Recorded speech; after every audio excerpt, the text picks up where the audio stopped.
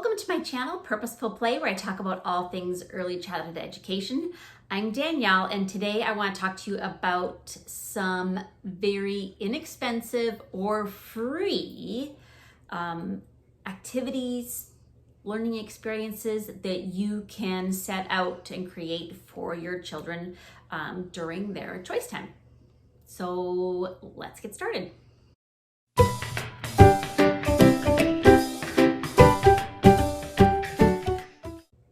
If you have been watching my videos regularly when they've come out, thank you for your support. I absolutely appreciate it. And also kind of want to apologize that I haven't created a video in a long time. Work has been very busy. I have been doing a lot of traveling with work and, preparing for my professional development sessions, and just life has been busy. I have missed creating these videos. So I want to share some ideas with you today. Idea number one, water and soap, dish soap. Super easy and so much fun. I just grabbed a small little shoebox bin that you can purchase at the dollar store, and then you add the warm water and soap to here, and then give the children stuff to play with and stuff to clean. So put things from your classroom, maybe it's cars or animals, some blocks, making sure they're not, like wooden blocks that are gonna get too wrecked in there. Give them a little sponge so they can clean, or those little scrubby brushes. That's a lot of fun. If you have a bigger bin, you can put babies or baby dolls in there and they can give the babies a bath. Another thing I've done in my bigger water table is add baby clothes. So they wash the baby clothes, and then I hung a string with clothespins on like a little frame that I made out of PVC pipe, and then they hang the clothes to dry. So I know that I'm getting into a little bit more items there, but really all you need is a bin, water, bubbles, and just a bunch of stuff for from your classroom. Another thing I like to put in there, which I think I already said, like measuring cups and measuring spoons. Funnels are a lot of fun. Turkey basters are a lot of fun too. Just making sure that you teach children how to use this before you give it to them, because these things shoot really far. So you want to kind of show them how to use them appropriately. You can add some other fun items to your bubbly water. You might want to add maybe some glitter or small gems. Those are fun to add in there, and just kind of that little extra sparkle in there. Another thing I love is one of those old-fashioned, I don't know how old-fashioned it is, but an egg beater. And when the kids use it, it's great, fine motor, even gross motor, because they are kind of moving their arm a little bit more. It creates a lot more bubbles. If you can't find one of those, you can just use a whisk and teach the children how to use that whisk really fast. All of those materials are easily purchased at the dollar store. So like the cups and spoons, funnels, the bin, dish soap, whisks, all of those can be found at the dollar store. Oh, and another thing you can add to the water is a little bit of food coloring. Why not? Make it colorful. Water beads. So instead of adding dish soap to your bin, you can add water beads. A little goes a long way. I've had this box for over 2 years. Let me see how much was even in it. It says 20,000 beads. It's in 8 ounces. What I did is I just put them in water before school started, or even like you can do it the day before, but they start out tiny, tiny, tiny. You can see next to my finger how teeny tiny they are. And then they grow bigger and bigger the longer they are in the water. I just cover them up at the end of the day, and they can last for several days. I kind of get rid of them eventually, just because I feel like if I don't cover them properly, they get a little skunky. This pack came with these little scoops like this, so the kids can scoop them up and be dumping them. They also have holes in them, which is great, so they drain nicely. And then you can also add, again, those same materials from the dollar store, the scoops, measuring cups, measuring spoons, and funnels. Funnels actually are a lot of fun because of the way that the water beads fall through the hole in the funnel, that is definitely a lot of fun. They do bounce, so again, talking to the children about how to play with them and making sure you really introduce them before you just set them out, or you will end up with these bouncy, crazy water beads everywhere. I love to reuse and repurpose things. So I have these little plastic trays, I guess you'd call them. This one I think was from an advent calendar from my daughter's advent calendar a couple of years ago. But I love the little, they're not holes, but like little spaces to put things in them. And then I also have this one that came with magnet tiles. Actually, a student gave me magnet tiles one year for our classroom. But this one I've had for many, many years. And what do I do with this? Well, I put cotton balls in each of these. So I fill them with cotton balls, and I also have extra cotton balls on the side. And then what I have are these pipettes. If you don't have these ones I think probably from Amazon, because it seems like everything comes from Amazon. You can even ask your pharmacist if they have those syringe ones that you can use, or the pipette kinds of things like this. But I add this, the cotton balls, the tray, and colorful water. So I usually do the primary colors, and then the students can squeeze, add or suck up the water, and then they drop it in, and it lands on the cotton balls, and then they can see all the different colors that they're making. You'll have to fill those water containers up many, many times during your playtime, because it's just always a popular thing. And then also having a garbage can close by so students can take the old cotton balls out and add new ones in there.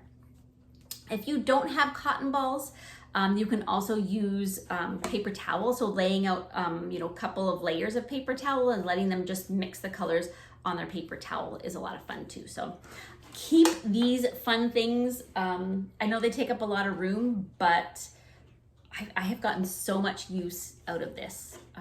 We've also actually done like sorting with pom-poms and things like that, pom-poms and tongs in here.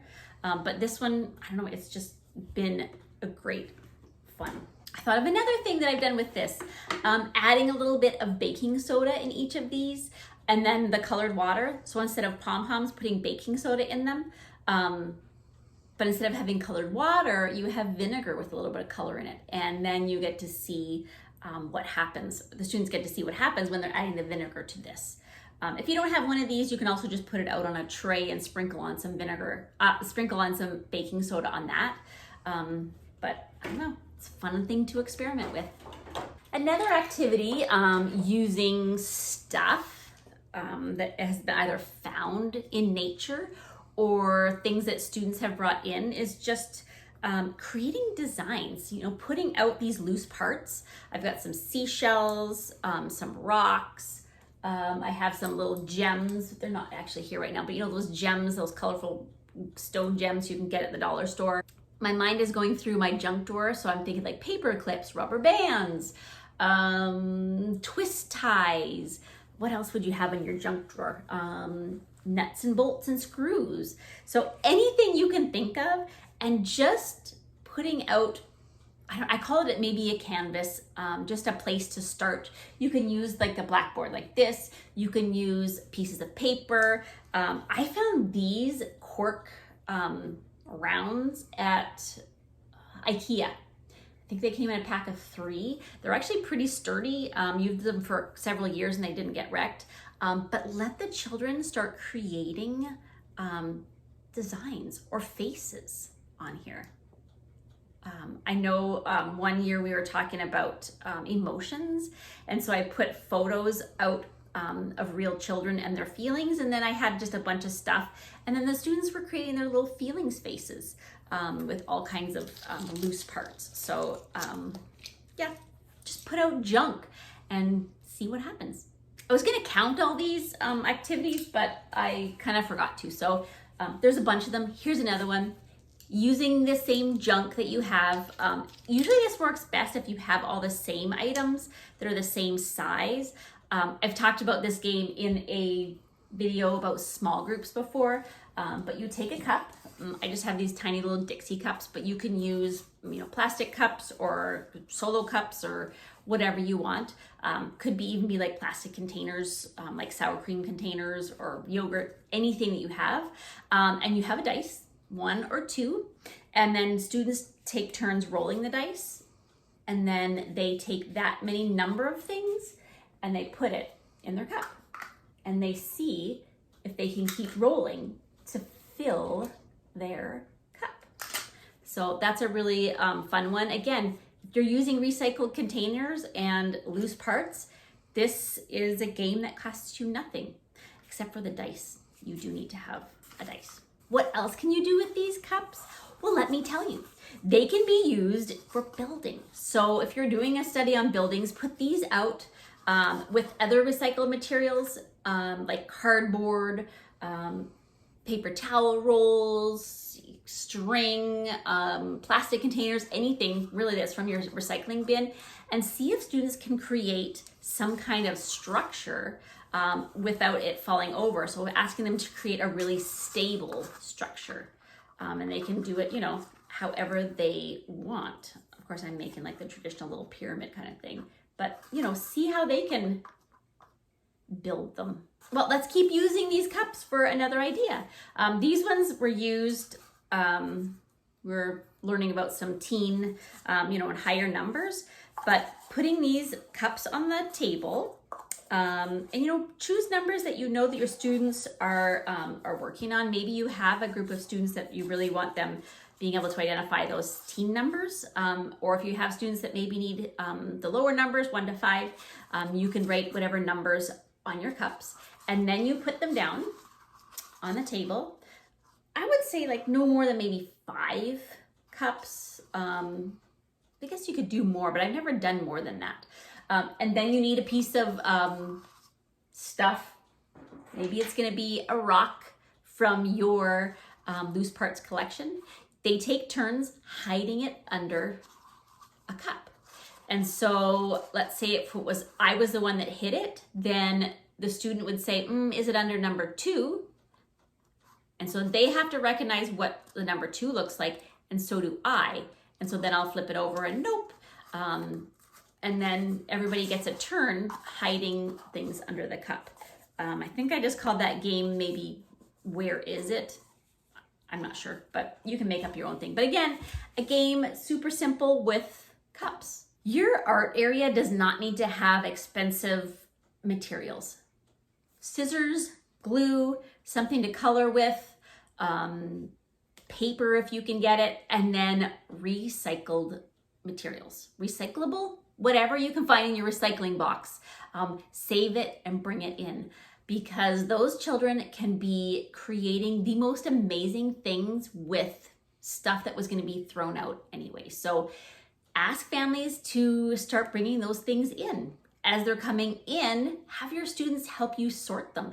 Are you going to sort them by what they're made of, by size, by what they can be used for, and just let them create whatever they can and whatever they want. I think that's all for now. Those are just, a handful of ideas that you can put out, activities you can put out during your choice time.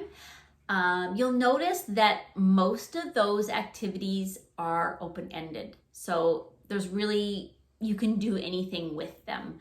Of course, within like some restrictions. The water, you're not going to be building towers with it.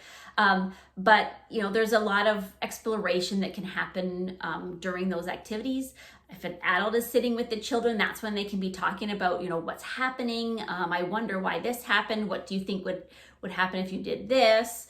I love starting my conversations when I'm playing with students with I wonder, because then it kind of gets them thinking as well. So a lot of open-ended things, purchases from the dollar store, and a lot of recycled materials. So I hope you found something useful in my video today.